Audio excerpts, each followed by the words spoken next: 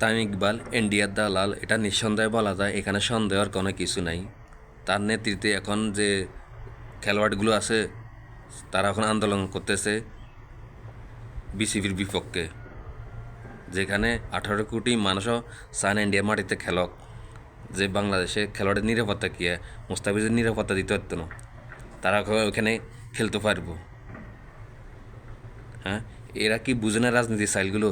এদের থেকে বড় যারা সিনিয়র ছিল তারাও রাজনীতির কারণে বাইরে গেছে। কই সাকিবুল হাসান, মোহাম্মদুল্লাহ রিয়াদ, মুশফিকুর রহিম, মাশরাফি এবং কি তামিম ইকবালও রাজনীতির কারণে বাইরে চলে গেছে, খালি এইগুলোর কারণে। এখন যারা তো তরুণ প্রজন্ম আছে, ক্রিকেটার আছে, তাদেরকে নাড়া দিতেছে তামিম ইকবাল।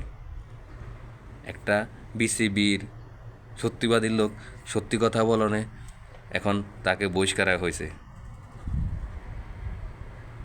এগুলো কোন দেশের রাজনীতিক মাথা কিছু ধরে না।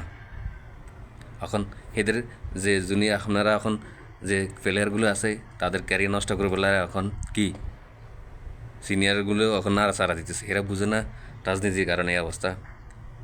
তোমরা খেলতে যাবো এখন যদি সাধারণ পাবলিক যদি তোমরা গর্বাই বেকন যদি বাঙ্গিলা যায় তখন কী করবে?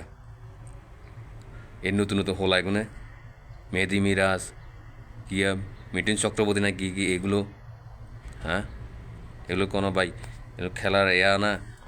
তোমরা বালা সাহেব বিসিবি, আর তোমরা বিসিবির কি হাইকালা বাঁশ দিবলা বরিস, তোমরা বালার জন্য তো তোমরা আঙ্গা কি ফাঁকনা গজাইছে খেলাতে আইসে না যে কত বছরর, মানে 27টা বছরর বহুত বড় বড় খেলোয়াড় হয়ে গেছে কেন তোমরা শয়তান আর দিয়ে গল।